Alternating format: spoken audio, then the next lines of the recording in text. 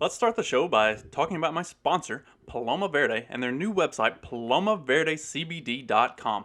Head over to palomaverdecbd.com and check them out for all of your CBD needs. They've got the gummies, tinctures, salves.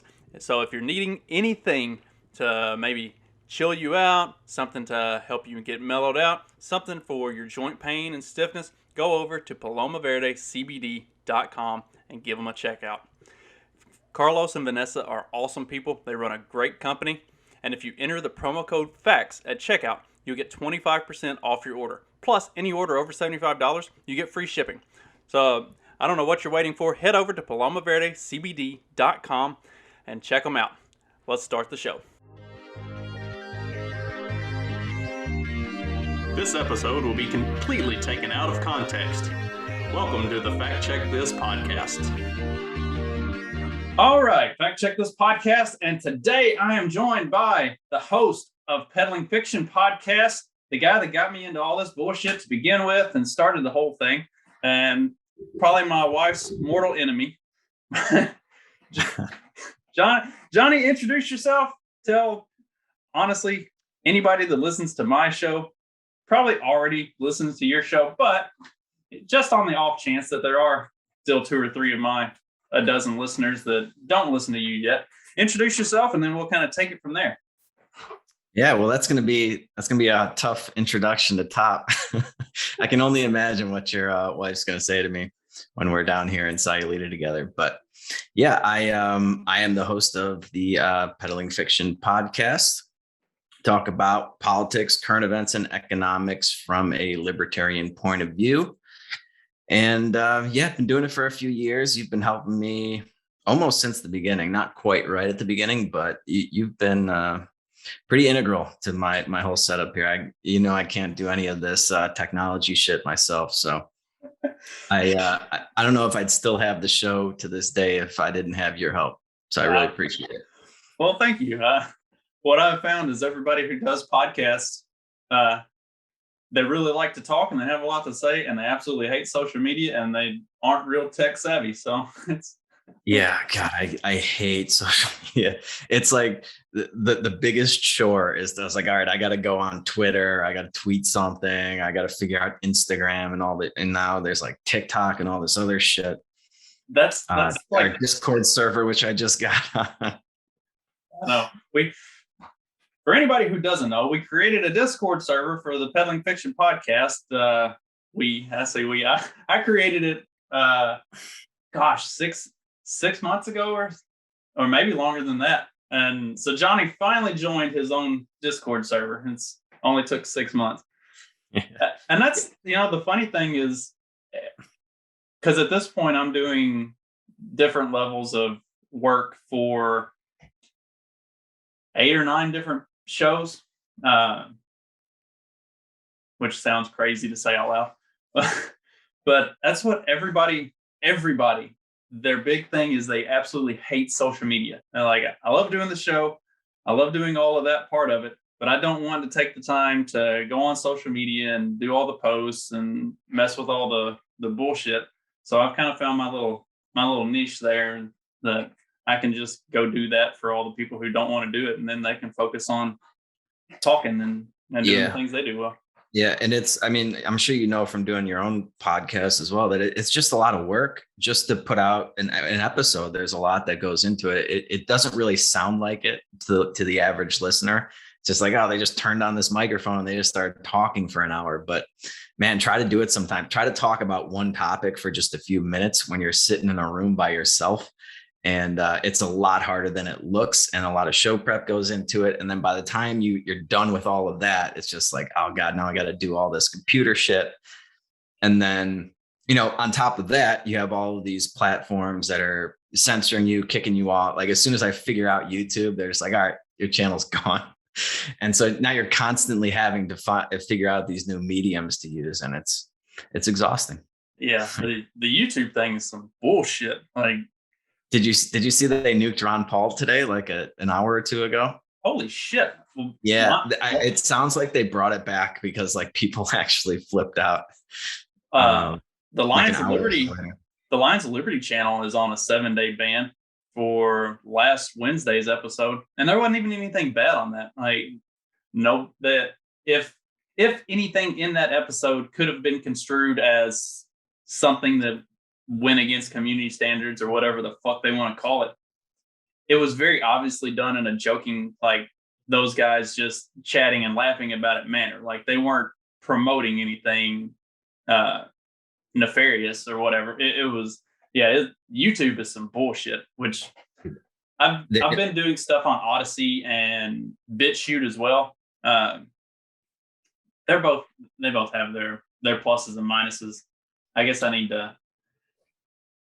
just haven't gotten a lot of traction on either one of them. Like I know they're popular platforms amongst like the Liberty community, but I don't know how to build any kind of following or really manage either of those sites just yet. They kind of like there's ways you can do stuff with YouTube that you can, if you do it right, you can hit those algorithms and stuff will start popping up. I don't know how to do that on BitChute and Odyssey yet. Like they're kind of their own thing. Yeah, you're asking the wrong guy. But it was pretty fucking funny to see that they did the exact same thing to Ron Paul's channel. Like they didn't give him any warning or anything. It was just after repeated and severe violations or whatever, your channel is gone. And the fucked up thing about that, like you get a warning and your warning sticks with you forever. So it's kind of like they leave you with one strike for eternity. Like you never, the warning will never drop.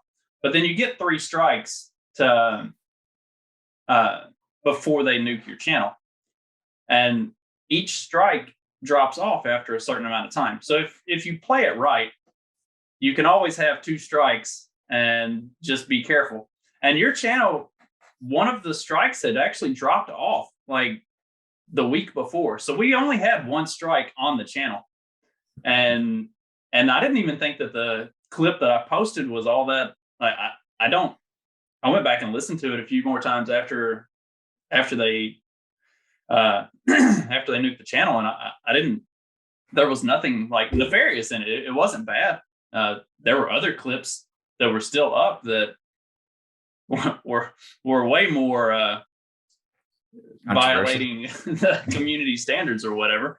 But yeah. I think if I looked at it right, I think what they did was they retroactively gave a strike on something else from like 3 months ago at the same time that they gave the strike on that one, and which pushed it from 1 to 3 instantly. And like they just Thanos snapped your YouTube out of existence. Yeah, it wouldn't be hard for them to just go back and find stuff to give strikes. There should be a statute of limitations on that. But I don't even think about, I'm like, I'll say stuff and I'm like, I guess in the back of my head after I say it, I'm like, oh, they're probably not going to like that on YouTube or whatever, but I'm still going to say it. Like, I don't know. I can't be that guy who's just like, all right, I'm going to tiptoe around this subject because other people aren't going to like it. I'm just going to say it and I'll deal with the fallout from it, I guess. And if that means less platforms and less listeners, I guess, so be it. Well, speaking of saying things that people might not like, today we're going to talk about secession, but we're going to do it from a fun angle. We're going to talk about it from the angle of the Hunger Games. So, did you have a chance to go back and kind of review or like look at any of the? See, this is a point of contention amongst like Hunger Games fans, anyways. Is how the districts break up. Like you can do a Google search and pull up the Pan Am district map, and you'll get like a dozen different maps of how the U.S. or North America is like split up for the districts for the 12 districts of the Hunger Games, which is really interesting. And I have my own opinions of that as well, but that don't agree with probably any of the maps that any of the people have made on that. So did you have a chance to go back and kind of look at that and think about it, like the way that the world splits itself up in the Hunger Games? I put the Hunger Games on this morning while I was doing some other stuff, some other work. And, I'm not the biggest fan of these movies. I've seen a couple of them. Once, maybe twice, I think was the second time through. And I'm gonna actually have to lean on you a little bit here because I don't really understand. I don't really understand how they broke everything up. So what was interesting about that time, I'm going to nerd out for a second. A couple weeks ago, I had my buddy Mark Metz on, and we were talking about his Substack and some other stuff. And roundaboutly it led to, well, he does some like fiction writing in his Substack. And we ended up talking about Dune and Isaac Asimov's Foundation because there's a new Dune movie coming out. Apple TV is making a Foundation show, and so we were talking about like different fiction works that are that have come out. Wait, are you saying Dune? Dune, like DOOM? Oh, no, Dune. Dune, yeah. Have you ever heard of that? No, I have no idea what this is. You're not a sci-fi fan?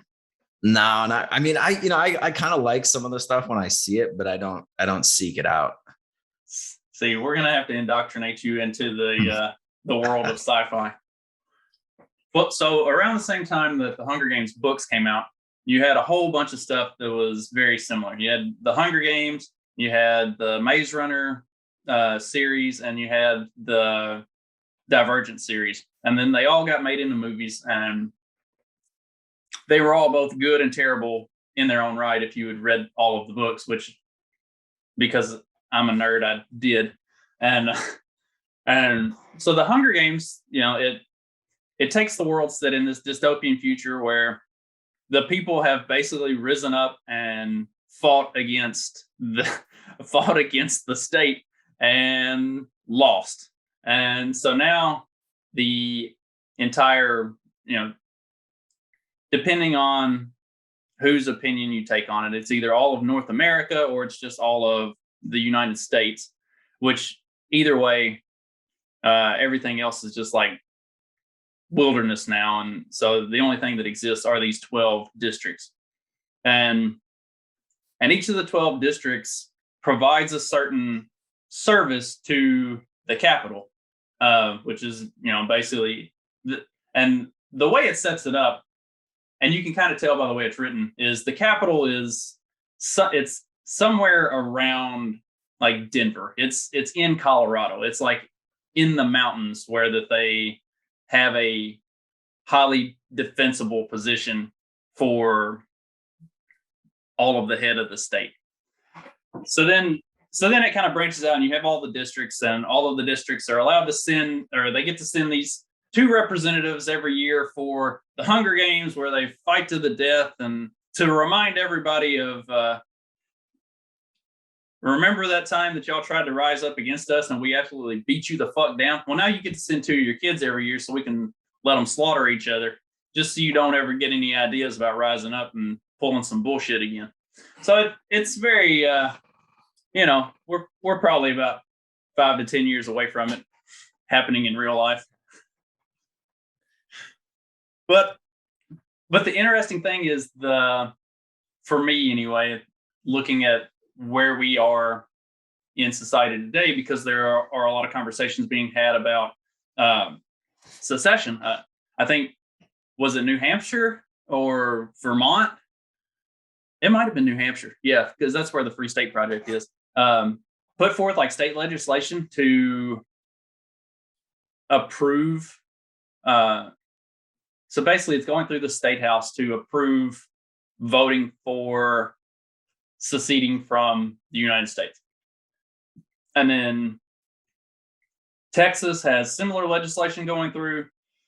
South Carolina is always like just the flip of a switch away from trying to secede. I think there maybe not as strong, but I know there has been some mild push for that in Florida. Like, the country's fucking breaking up.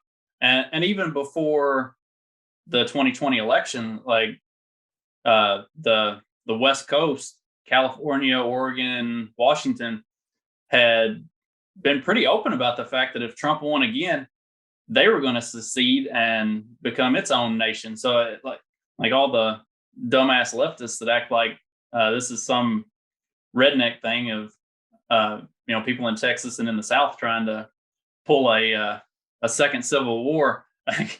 California and Oregon and Washington were very, very upfront about the fact that if Trump won again, they were going to leave the nation. So it's not like this is exclusively rednecks that are doing this kind of stuff.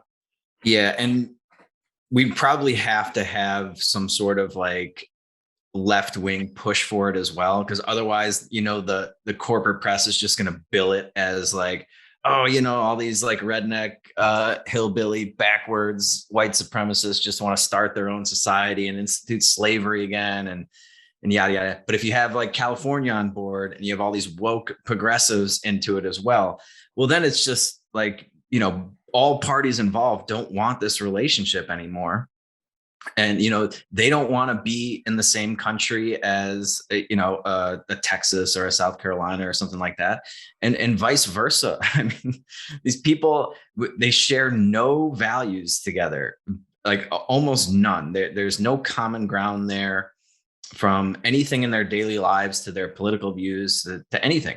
And they honestly just don't like each other. Like if you put them in a room together, they wouldn't have a lot in common. They wouldn't have a lot to talk about, and they'd probably despise each other on a number of levels. And yet, like, we're all supposed to get together and salute this flag every year, and it's just and that's what's really crazy about that is, which I like. I've talked about it before when talking about kind of the failures of democracy as a whole.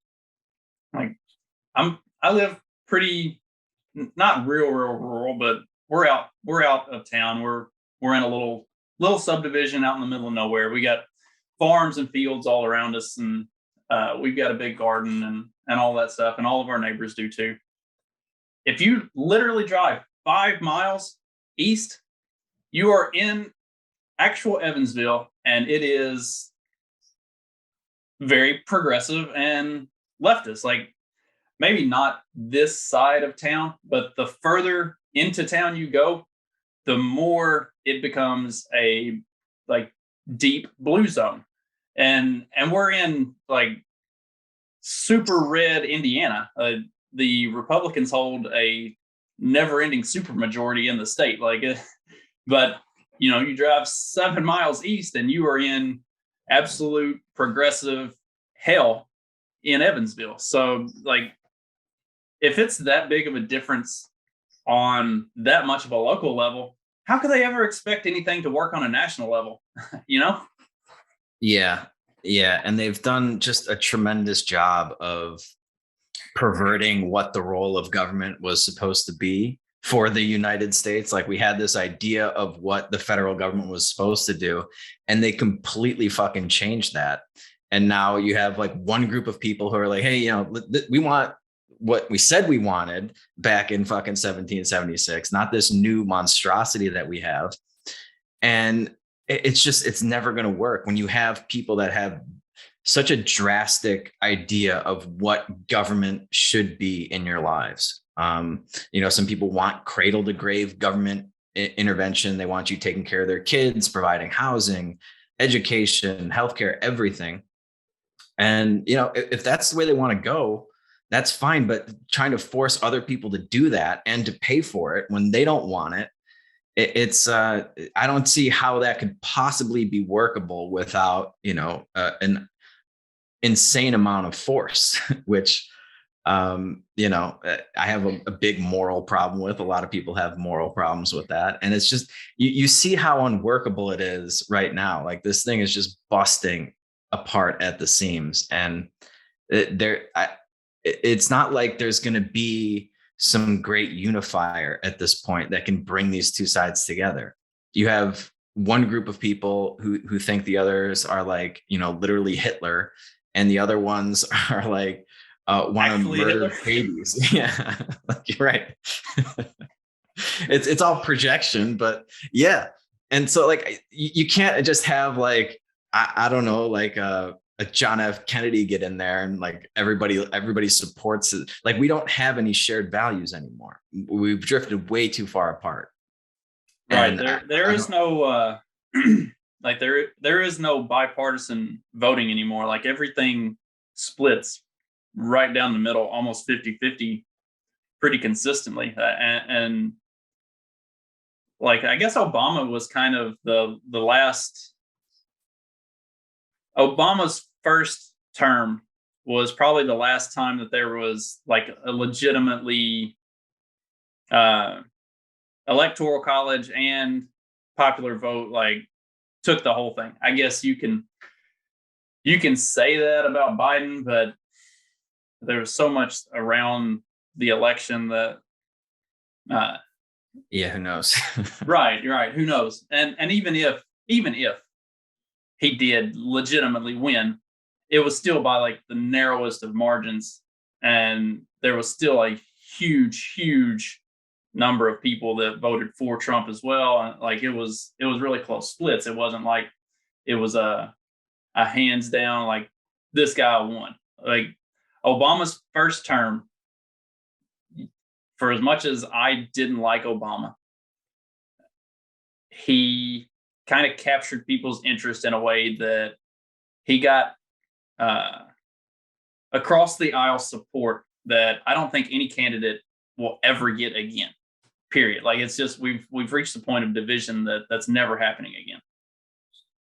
Yeah, and he definitely had a lot of political capital coming in because, candidate Obama said a lot of nice things. And a lot of people were on board with that wouldn't normally have probably voted for a Democrat. But, eventually when he started to not get like everything that he wanted, you could see, like the vindictiveness come out. And he would just say things that were just like so flippant. And he's like, oh, I have a mandate to do this now, and I have a phone and a pen, and like, fuck you, I'm gonna do this.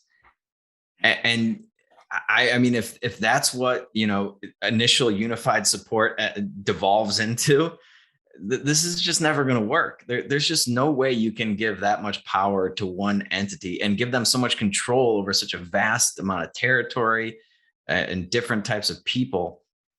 It could, maybe it could work if the original role of the federal government was like kind of what it was supposed to be, where they just kind of, like facilitate the United States dealing with like other countries and not, literally telling you now what you can do with your day-to-day activities and who you can interact with.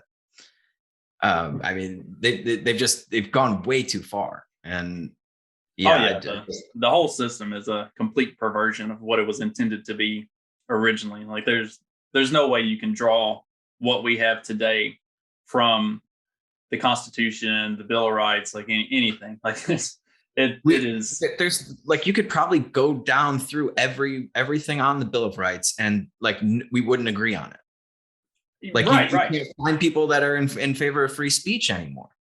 Right. Like so it's like, oh, okay. Or freedom of religion or freedom of assembly. It's like it's gone. Like the first fucking ones are just we don't have those in common anymore. Like we have completely different ideas of what that means. And there's just no tolerance anymore. Like tolerance was the big thing that sort of, the unifying thing. Like it's like, okay, you go ahead, do your thing, and I may not like it. I'm not gonna like, support it, but if you want to go do that, that's fine, and I'm gonna do my thing over here.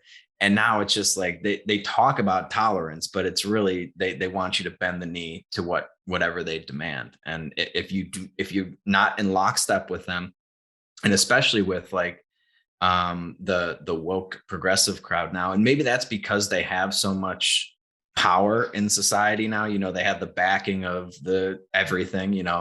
The corporate press, the big tech companies, the government, all of Hollywood, like. So now that they have the power, their idea of tolerance is like everybody else doing what they think is right.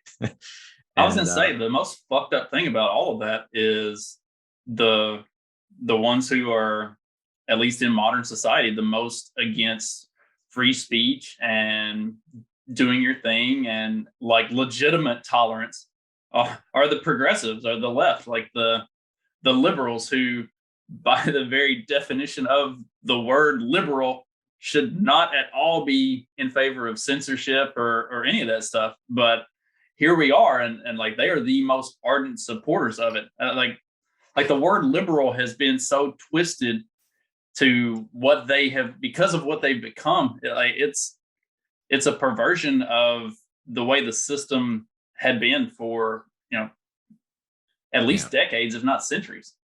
Yeah, they love to take good words and completely pervert the meaning of them, but keep the word and be like, no, I'm still tolerant. They're the least tolerant people on the face of the fucking earth. Like, you can't even go. Remember, like, I don't know, like 6-7 years ago, like Ben Shapiro couldn't go to a campus and just give a talk to people that wanted to listen to him. It's just like, hey, these guys want to do it. He wants to do it. You're not allowed to. You just can't have that anymore. And man, that seemed to be the beginning of the end, and it really escalated quickly from there.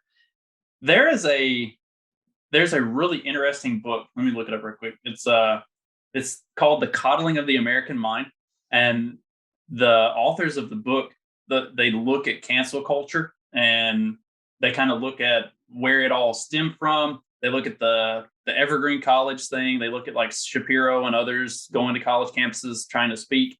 And these guys are Democrats. They're not like Trump Republicans or anything like that. Like, they are probably more traditional Democrat, like actual 80s and 90s style Democrat than what the left has become today. But they're not Republicans. They're not conservatives in any way.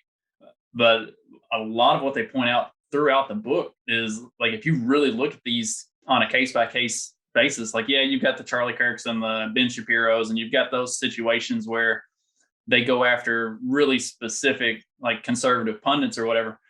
But overwhelmingly, like 85 to 90% of those cases are where it's the left eating their own. Like, they go after somebody who is like a very out there leftist, but they're not left enough, or they say the wrong thing and then just completely get nuked from from polite society, because the left is so fucking rabid that if you even say one thing wrong, that's it. They're done with you. Like, they come for your throat. Yeah. You have to agree with them 100% of the time on 100% of the topics, and just agreeing with one person on 100% of something is ridiculous. Like, that idea.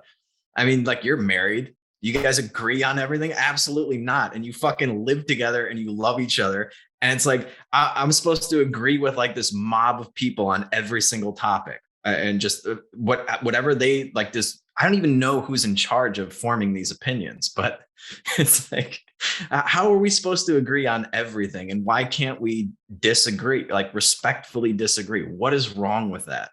And like, the big problem is, if you do agree with them on 100% of everything today, give it an hour and a half and they'll have changed, everything. And they'll just keep pushing, like, okay, well, now here's an even more ridiculous thing that you have to go along with. They just keep escalating it. So this week's Counterflow, Buck talks to Jack the Perfume Nationalist, and they talk about that, like how once the left gets something moved into normalcy, then they pick something new and start moving that into normalcy. Like, it's this perpetuating game of finding something to be offended by until you can make it just a part of normal society. And then as soon as that's done, then you find the next thing. Like, there is no end to the bullshit. Yeah, it used to be like the thing of conspiracy theorists when the whole gay marriage thing was in the news, and you'd have all these like really conservative people, like, then they're gonna like go after the kids, and they're gonna be like turning them into like transgendered kids, and like preaching all this like sexuality stuff to them in school. And it's like, it sounded a little ridiculous at the time, and then you just watch it happen, and it's just so weird to see the parallels between that for me and what government does with everything, because they come up with these ideas and they just like, they put it in the most palatable way possible. It's like, oh, well, why shouldn't like the poorest among us have like X, Y, and Z, or like, why shouldn't we, monitor your bank accounts so that terrorists don't fly planes into buildings? And then it's like they take that and now they want to monitor every bank account for $600 transactions. And it's just like they're just going to keep going until they get all of it. If terrorists are funding their activities off of my bank account, yeah, I need to know where the money's coming from. Yeah. I would like some of that. Well, it's like the funniest part about that was like all of this, all that like Patriot Act, anti-money laundering stuff, and the bank account monitoring, it prevented a lot of like terrorists from like investing in like the biggest stock market bubble that ever fucking collapsed. It's like they avoided the whole housing market collapse, and they were probably like invested in like gold and silver and shit that like fucking skyrocketed right after that whole collapse. So they probably protected a lot of their assets, if anything, and oil, but I mean, is it outside the realm of possibility that wasn't deliberate? Like, let's make sure we insulate them. We can't have them like they've got to be able to fund their terrorism. We can't have them participating in this massive bubble that's about to burst, even if and they lose their couldn't entire fund net it. equity. Yeah, even if they couldn't fund it themselves, I'm sure our CIA would find a way to fund it for them. But yeah, it's just, it's I don't know what it is about just big groups of people and movements where it's just, it never seems to, there's no satiating them. It's like this everlasting thirst for increase of some sort. And I guess on an individual level, we all kind of have that, but the way that they direct it is so fucking deranged. Like one of the things I love about free market capitalism is like, yeah, we all want everything all the time. We have unlimited demand for stuff, but the only way you can actually get that is by helping somebody else get something that they want. And in a perfect world, that works out really well. But when you start to force people to do things to get you what you want, and they go along with it, and then it's more and more for you're going to keep forcing them to do it until they put their fucking foot down. And you're just like, all right, no more of this. And I don't know what it is about the rest of society that's so afraid of being shunned by the likes of these fucking lunatics that want to give, hormone injections to their 8-year-old kids. Which all of that kind of brings us back around to the original topic of secession and kind of splitting it up. Because so if let's say it works, let's say Texas secedes, that they're not going to be the only one. And I don't think Texas would go alone. Like, I think if Texas seceded, then Oklahoma would probably be close behind. Like, it wouldn't just be, it's not just going to be one. There's going to be a whole lot of that happens very quickly. And which that's the big, I guess that's the big thing that the federal government doesn't want to happen, is you can't let it happen for one, because as soon as it happens for one, everybody else is like, yeah, all right, fuck this, let's go too. Yeah. And you get out from under like an unbelievable amount of like crushing regulation and debt that's been piling up. But if you remember like the whole Brexit thing, like the unbelievable amount of propaganda around that, and like the European Union, much younger than the United States, right? This is like a really fucking experiment that was in its infancy. And I remember going on like some of these like, I don't even know what you call them. They're like apps on your phone or whatever, but they're like, they have a lot of like Europeans on them. And I would see all these posts and stuff like making fun of like all the Britons that want to Brexit, like, oh, wait and see what happens to them. It's going to be a total disaster. And yeah, it was going to be the end of civilized society as they knew it. Yeah. So there's going to be just like a massive push from that, and all sorts of, threats from the federal government. They're like, well, you're going to lose this and you're going to lose that. We're going to take this away from you. And, you just got to You just got to tell them to go fuck themselves, I guess. You're like, all right, keep your stuff. We'll see how you do, and we'll see how we do. We can reevaluate this after, like, I don't know, a 10-year period or something. And like one of the big arguments against secession is national security. If the entire United States breaks up, then who's going to protect us? Like, if you live in a red state, you're probably going to protect yourself. Like, there is literally no country on the planet that has intentions of invading Texas. Like, do you really want to get drug around behind trucks through the streets? Like, because that's what they're going to do. They have a history of doing that kind of shit. Like, you're not showing up in Texas, trying to take over. Yeah. And I guess to like the average person who has no military experience or something like that, or it doesn't think about this stuff a lot, it seems kind of plausible. Like, oh yeah, we'll just go in there and take over these huge territories. But like, that was like one of the things why, like, was it like Sweden was just able to stay out of everything because Hitler like they weren't going to go like door to door kicking down houses to try to take over like every single thing in the country. It's really the risk to reward isn't there. It's expensive. It's hard to do. And it doesn't make a whole lot of sense, especially when you can just trade with them. It's just like, and at this point, like, what's the threat? Like China has their own economic and social issues right now. Like, they're not in a nation building mode. And even at the time when China was in a nation building mode in the, what was it, 14 or 1600, like, 700 years ago, they got out, they tried to expand, and they realized they didn't want to fuck with that stuff. They destroyed their entire naval fleet and built a fucking wall and decided to stay home. Like China is not a country that is built on nation building and expansion. Like, yes, they want Taiwan, they want Japan, they want to control the area that they control, and they don't want to have any opposition in doing that.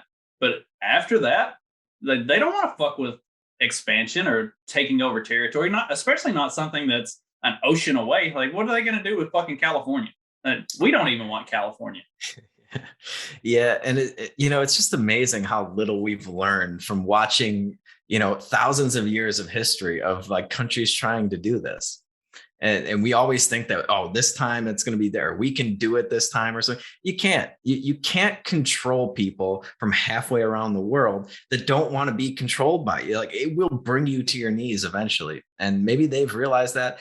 And, even if they try it, people, Texas will figure it out. It's not like, the surrounding areas by Texas are like, oh, well, the Chinese are just going to take Texas and we're just going to sit back and let that happen. We won't be next or anything. It's like, you can form a line. There's like a million different ways to handle that if it actually happened. But that brings us to the Hunger Games style districts. So there are going to, if it happens, and maybe not even if, but when, but if and when it happens, there are going to be alliances. So this is something that I think is an interesting conversation, because like, people will try to say, well, these states will go together and these states will go together. And the more you look at it, you really can't, separate it on state lines. But so what do you think are some of the obvious natural alliances that would kind of form their own, I kind of look at it as like, if the United States broke up, it would ultimately become a like 7 to 10 small, like, European nation type countries within what is currently the United States. So thinking of it like that, what do you think would be some natural alliances that would form their own like little country? And you could even name it if you wanted to. You mean like between states? Yeah. Hang on. Do I have to pull up a map now and look at stuff? I actually have because I'm that nerd, I actually have a like split up colorized map where I drew lines and like, these are the different areas. So I've thought way too much about this, probably. Can you have that on your screen? I can get it. Hang on. Because I mean, I can pull up a map here, but if you could share your screen, I could look at it. It might be a little easier. But yeah, let's see. Have you ever seen those maps where they like they just jokingly label like each state based off of like whatever their favorite like fast food restaurant is or something? Yeah, those are hilarious. Yeah, it'd probably be something kind of like that. Like it just with the shared values thing. So it's like, but yeah, I mean, like even just within Texas, you have like a really varied population. Like there are some pretty liberal parts of Texas that I maybe they wouldn't be on board with with like, I don't know, West Texas or so like the one of the really obvious splits, if you kind of look at, especially if you look at like the way election maps and stuff go, it is like California tends to be fairly blue. Like there are pockets in Northern California that go red, but for the most part it's blue. But if you look at like Oregon and Washington going up the coast, the further you get east of of that Pacific coast, the more red those states get. So like Washington and Oregon, I think there was even a county in Southern Oregon or like southwestern or southeastern like tip of Oregon that had like started filling out legislation or like doing the paperwork or whatever to request that the state allow them to leave Oregon and join Idaho or something. Yeah, I mean, there does seem to be a lot of commonality between like the eastern half of like Oregon and Washington. You got Montana, Wyoming, Idaho, Utah, Nevada, and the Dakotas, Nebraska, like that whole area. I mean, it might as well just be one state. I know, I'm sure the Dakotas will get pissed at me for that, but I don't know, like to the average person who doesn't spend a lot of time over there, you could probably just draw a big circle around like the middle of the upper middle of America and just be like, yeah, that's the region.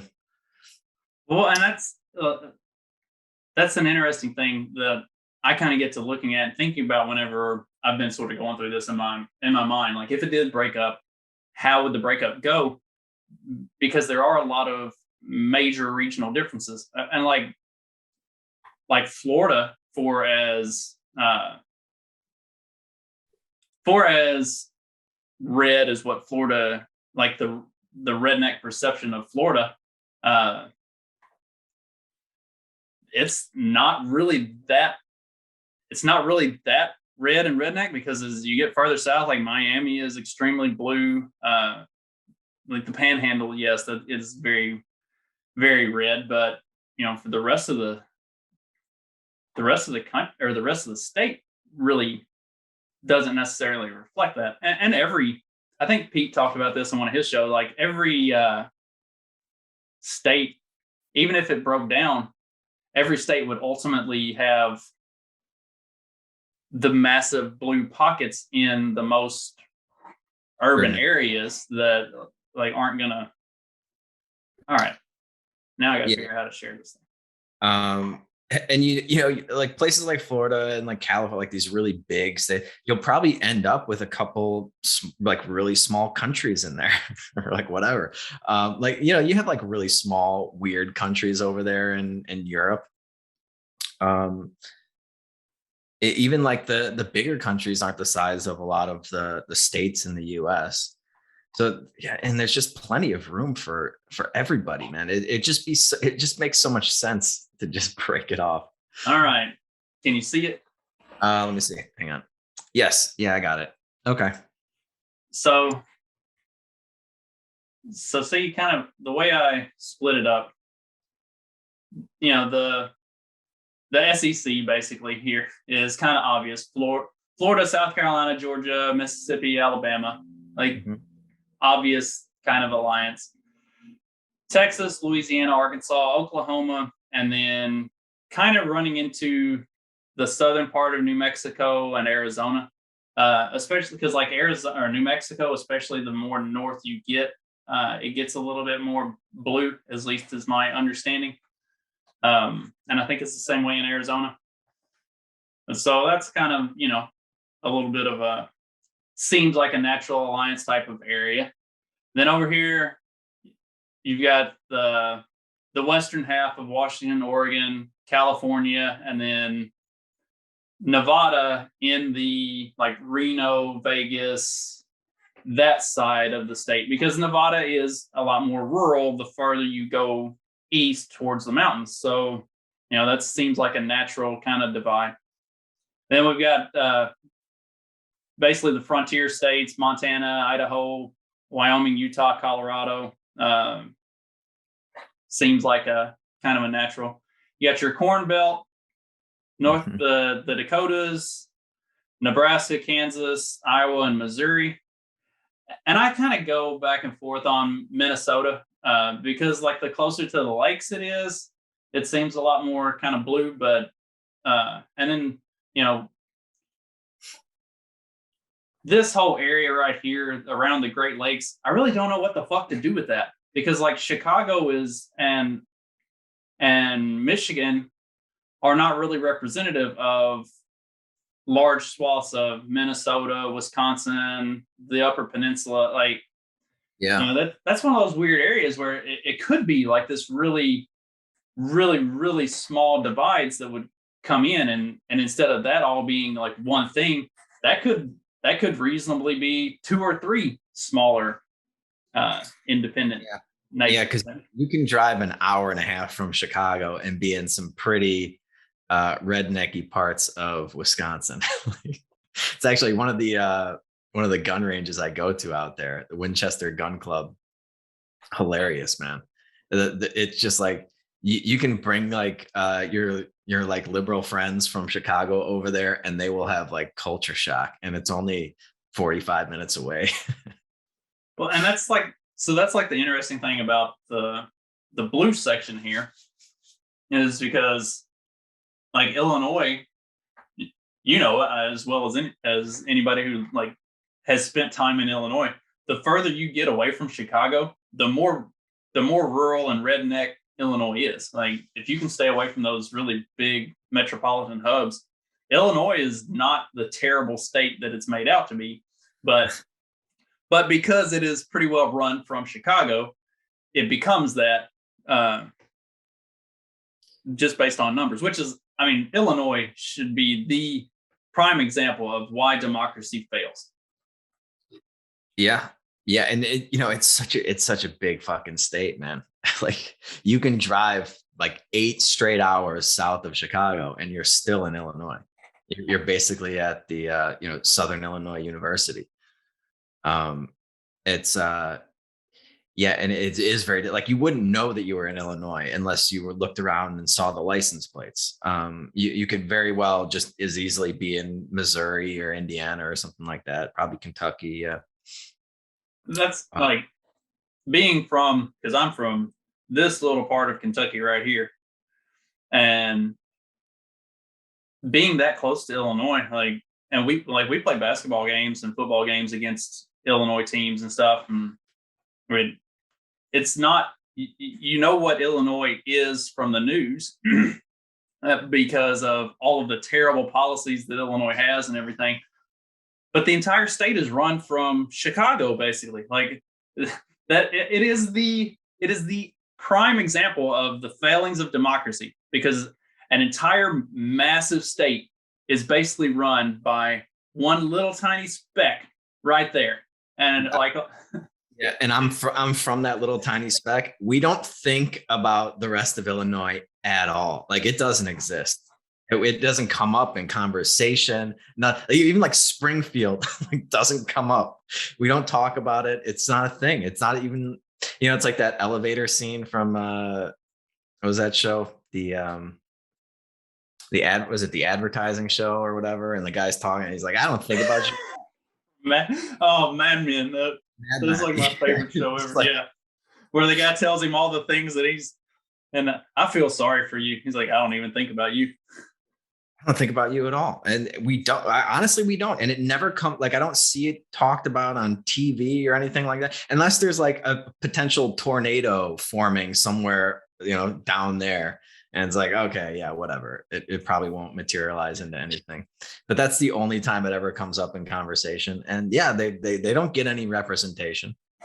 I don't either, living in that tiny speck, but yeah, that's another just ridiculous notion that we're getting representation from these politicians. But yeah, man, I actually kind of like your map. You drew this? I mean, I colored it all in. Yeah. Yeah, well, yeah. It makes a lot of sense to me, man. I can't find too many points of contention, and it would make it would certainly like Pennsylvania is kind of the same as Illinois. Like it's considered this really blue state, but it's almost exclusively because of Philadelphia, and I lived around Philadelphia for a little over a year, and yeah, it's fucking awful. But as soon as you start to drive west and you get into like the central part of Pennsylvania and over into the western parts of Pennsylvania, it's very rural. It's not at all like what you think of when you think of Pennsylvania, because most people, when they think of Pennsylvania, they think of Philadelphia. They think of like around the Trenton, New Jersey area, and going up into towards New York. And like, yes, that entire portion of the state of Pennsylvania may as well be a suburb of New York. But like the rest of the state is extremely rural. There's a lot of farms. There's a lot of cattle. I mean, if you drive west across Pennsylvania with your windows down, you're going to smell cow shit consistently. Yeah. Yeah. And it's just weird how like the geography of the terrain of the place just has like they share the values. Like you could take somebody from Wyoming with the same terrain as somebody in Pennsylvania, and for some reason we all gravitate towards these places where we have these shared values. I don't know. Maybe it's just because you're so far away from people constantly. Like in a city, like everyone's like in your face all the time, and so you feel like you have to you have to control everybody. I don't know. See, that brings up kind of an interesting the shock factor of the 2016 election was the way Trump won. And the way Trump won was that there wasn't a lot of fanfare around it. Like nobody expected him, like the corporate press and all of that. They didn't even expect it to be close. Like it was like trending 80-20 in favor of Hillary on like every poll that they saw. Like everything that they ran with all the time was just Hillary, Hillary, Hillary. It was like Trump didn't even fucking exist. And then the election happened and it wasn't like that at all.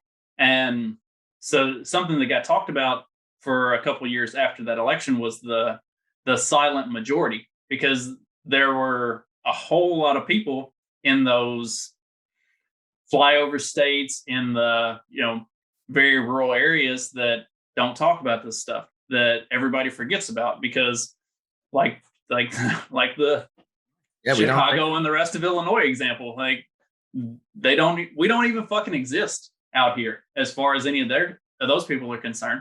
And then also the people who did get calls either didn't answer, like when they were polled on stuff, either they didn't answer the polls or they lied and said Hillary when they weren't actually intending to vote for Hillary, or like, so it was like this big sweeping shock and awe thing, because they didn't see it coming, because they forgot, oh yeah, there's this massive piece of the United States that actually fucking exists that we just completely ignore.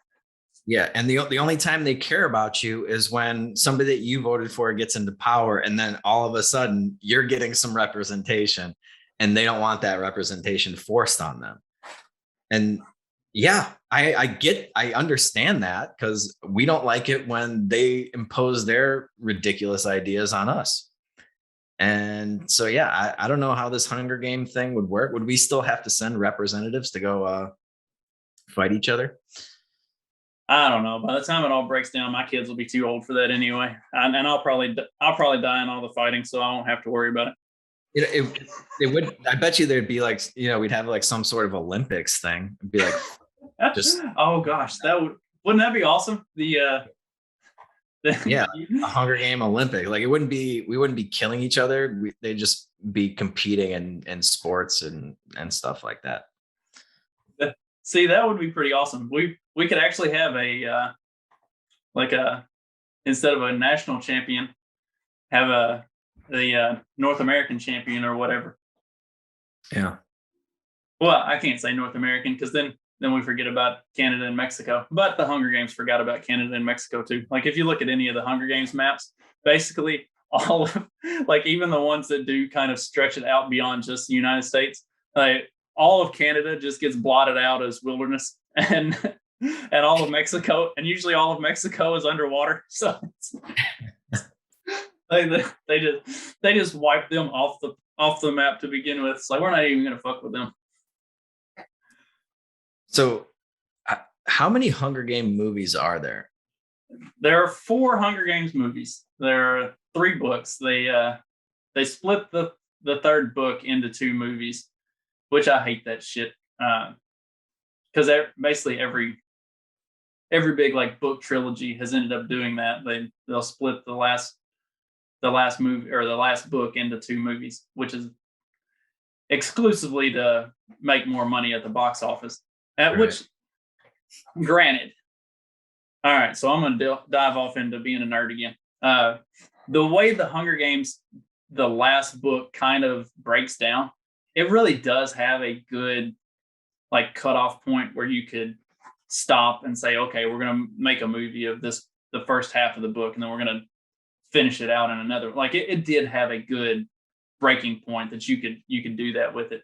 And I liked the Hunger Games movies and books a lot, because I am a nerd. Like I read all the books and then I watch the movie and I basically critique the movie based on the book. And like the subtle changes and the differences between the movie and the book, I understood from just the perspective of trying to take something that in written word goes into all of this like really graphic detail, and then you've just got to make that appear on the screen and like without all of that detail and explanation that would require basically just a constant narration that really takes away from a movie like that. So I understood like the reasoning for why they made some of the changes that they did, and I actually really liked them because they made it play well as a movie. But yeah, like the ideas that a lot of that series got into with, and I mean, you could look at it. What it all boiled down to was government corruption at the highest levels. Like the Met Gala was everything that you saw in the Hunger Games movie with these balls at the Capitol. Like fucking society is going in this direction really, really fast. And like, I don't understand how people can watch and read the Hunger Games and V for Vendetta and Utopia and some of these other like works of fiction and not look at it and say, holy fuck, that's what's happening right now. Like 1984, Brave New World. Like, yeah, it's the society that we're living in. Yeah, it's crazy how prescient they are. It's man, like some of those, I mean, some of them like really miss the mark, but yeah, the ones that hit it, it even just like, I used to think it was ridiculous when you'd see these like futuristic movies and everybody's wearing like the exact same colored jumpsuit. Like, I don't know, we might be going there because like your outfit offends somebody. Well, I mean, that's around the same time as The Matrix came out. There was also a disease. Huh? Got to wear it for COVID purposes. Approved outfit. Well, around the same time that The Matrix came out, there was also a movie called Equilibrium with Christian Bale, and it was set in a post-apocalyptic type future where uh, everybody had these pills that they had to take, and it was basically like mood stabilizing pills so that nobody would have any emotions or feelings. And it was a system of control. Like the people who were considered like the bad guys by society were the people who didn't take their pills and chose to live like outside of the cities, out in like the wilderness, and just have feelings and emotions and read books and make shit and work. Yeah, that was a great movie, man. And it really what really crystallized it was when Australia started shooting a bunch of fucking dogs because they didn't want people to come pick them up because of COVID.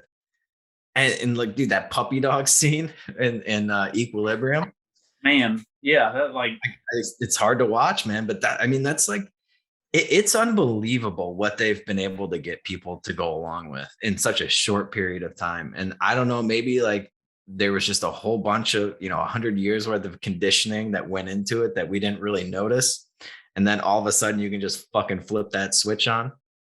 But man, it's we're getting pretty close. Like they're coming out. I talked about it on the last podcast. Pfizer's coming out with or they're testing this prophylactic pill as like a preventative measure for COVID.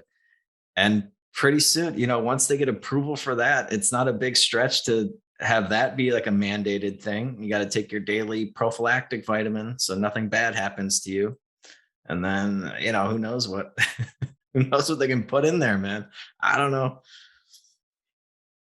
Yeah, it's we're hitting a kind of a scary point of the it's the medical industry, which that's like the low key thing that everybody knows about, like some of the big lobbies in Washington, like the gun lobby, the tobacco lobby, the oil lobby, or the energy sector, the weapons manufacturers, the military industrial complex. Like everybody knows about those, and they know that they're big and that they're evil or what the fuck ever. But the one that gets like no attention paid to it and is like leaps and bounds the largest, like not even close, is the pharmaceutical lobby. Like the pharmaceutical companies fucking run Washington, and how is nobody in the last 2 years taken a step back and said, hey, maybe the fact that these pharmaceutical companies have literally been running this country for 20 years might be a fucking problem. And if you look at where we are right now, like it's not about health, it's not about safety, it's not about any of that bullshit. It's about what makes them the most money. Yeah, and and it's so sad because like some of the people that were kind of good on this issue, like on the left, like the Bernie Sanders of the world, that would rail against, all these pharmaceutical profits and the expensive medication and hospital bills and stuff. Like they could sense that something was wrong, but they still can't really put their finger on what the actual problem is. And the problem is obvious. You don't want government intertwined with any of these industries. They destroy everything from our perspective. From their perspective, it's wonderful. They get everything they could possibly want, more money than they can possibly know what to do with. They get taken out to these big fancy dinners and they have these balls and they get to dictate whatever they want to the rest of us. And, they're living high on the hog. The rest of us are just getting fucking trampled. We can't afford any of these medications. And all they have to do is pay lip service to it every once in a while. They're like, oh, these big pharmaceutical companies are making too much money. We're going to tax them. It's like, okay, but you're also going to force another, couple $1 trillion into their pocketbooks before you tax them a little bit more. Right. In the same bill that they raise taxes on the pharmaceutical company, they also turn around and build 17 new loopholes for how they can avoid those taxes, and also how they can go about charging you more money for the shit that they were providing to you for a lot less money just 5 years ago. Right. Yeah. You're coming up with the new version of the horse dewormer and charging out the ass for that. And yeah. And oh, by the way, also buried in that bill is this thing that says that we can monitor all your bank accounts for $600 transactions. It's like, who do you think they're going after when they're going as low as $600 this day and age too, especially with all the inflation that's coming. I mean, $600 is going to be like a cup of coffee and a donut pretty soon. And that's what they're going to be fucking monitoring for. They're not going after Pfizer. Okay. They don't give a shit about Pfizer. Pfizer is paying their fucking tab everywhere they go. It's so disgusting and just unbelievable how easily these people can be molded and shaped, and quickly they forget about everything that they were for or against like 10 minutes ago. I'm still just like flabbergasted by this whole thing. And it's to happen in the span of like a year and a half. Incredible. Yeah. Yeah. Secession and national divorce seems like the only way at this point, because there's no way that this entire country is going to agree on anything from here on. Like it's time to break up. And it would be the best for everybody involved. We can all pursue the things that we want to pursue. We can have even just like the media companies, you wouldn't just have the big like 3 or 4 whatever like cable news networks anymore. Not that a lot of people are still watching those for their cable news, but like there wouldn't be as much pressure for that. You wouldn't have these narratives that just sweep over the entire country at once. It would be much harder to get everybody on board with their agenda, which would be another great thing. You wouldn't be caught up in all these fads that are absolutely ridiculous. And a lot of stuff would really naturally kind of sort itself out. Like if that happened, if the country did break up like that, like CNN is headquartered out of Atlanta right now. If that part of the country, like kind of the way I had broken it down, Florida, Georgia, Mississippi, Alabama, South Carolina, like if that kind of became its own country, like you could see the way, just based on the general politics of most of that geographic area, CNN's going to get the fuck out. Like they wouldn't hang around. They wouldn't have any reason to, like, except for like metropolitan Atlanta, there would be no reason for CNN to be in that part of the country. So, they'd end up bugging out. The same for like Fox or whatever. They would probably relocate to that southern part and be primarily servicing the Texas region and that, SEC region. Everything would decentralize, and it would break down into more of a natural grouping of these areas are going to get what they actually need and what the people of these areas actually want, as opposed to this all-encompassing thing that only works for very small pockets and everybody else just has to deal with it. Yeah, and it's weird that it's something that like hasn't occurred to a lot of people, and we do this all over the world. Like the whole like Israel-Palestine thing is because we drew these fucking lines in and we forced people into places where they didn't want to be. And the solution to this is like the solution to everything is just freedom. But it's so easy. It could be so simple. And everyone's like, oh, what are we going to do about this? What are we going to do about that? It's like, listen, man, we're going to figure it out. Things just get worked out. And I know that that's one of the least appealing parts of libertarianism is like, but that's the whole point. Like, I don't know how to organize society. No group of people knows how to organize society and make decisions for millions of people. We're going to let you do that. And we're going to people are figure things out. I mean, how we figured things out. How did we get to this point? We figured stuff out. Isn't it funny that the ones that push the hardest against any kind of decentralization, any kind of secession, any kind of, national divorce or breakup or whatever, are the ones that are the furthest on the left, that have the most invested in having dictatorial control over everything. Like that should be everything you need to know about why secession and national divorce are the way forward, because the ones who are most opposed to it are the ones who have the most to gain by it not happening. Yeah. Yeah, well, it's inherent in their, it's the logical conclusion of their philosophy is like you have to force people into the system, otherwise it's not going to work. I guess we don't have to tell them that their ideas will fail. We can just let them fail on their own, but they can certainly try. Do your own little experiment over there in California. I don't mind if I don't mind if they want to try and if they fail. I Absolutely just not. don't want to be drugged down with them when they do. Right. Yeah. And we shouldn't be like forcing anybody to live a life that they don't want to live. And, there has to be some place for people to go. And if they're I would be willing to relocate to an area that had more liberty, more people that were of a similar mindset that just wanted to mind their own business and let me do my thing and not, just get in the way of everything.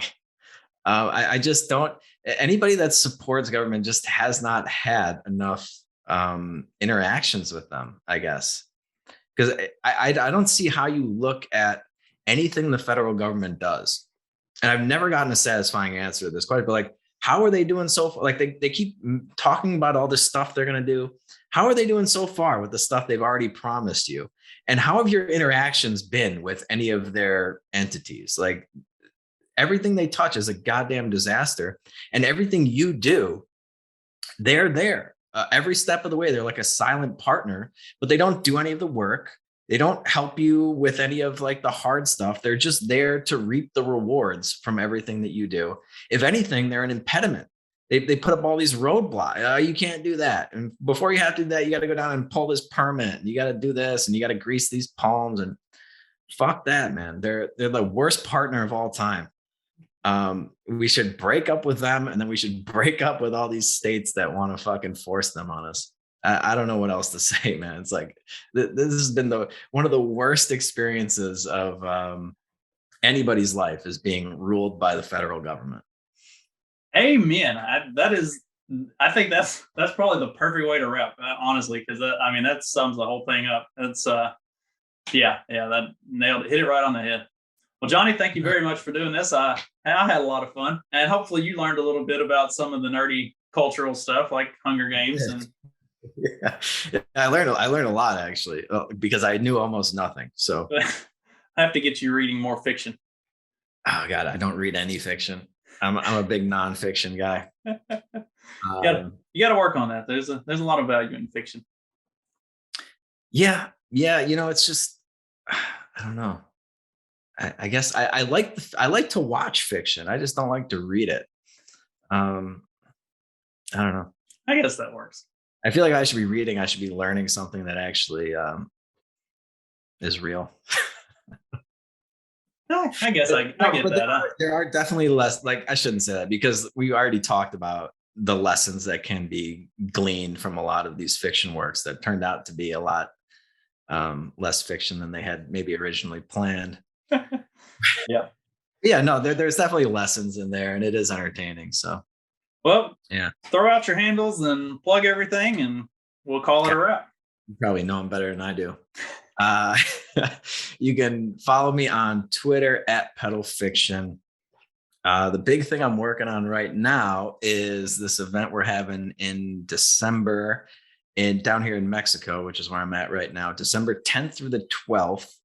We are going to have a libertarian event called the Sayulita Super Spreader. It's going to be me. We got Clint from Liberty Lockdown. We got Buck from Counterflow. He's going to be there. Michael Rechtenwald, the professor, the author who did an episode of my podcast Once Upon a Time. He's going to be there to give a talk.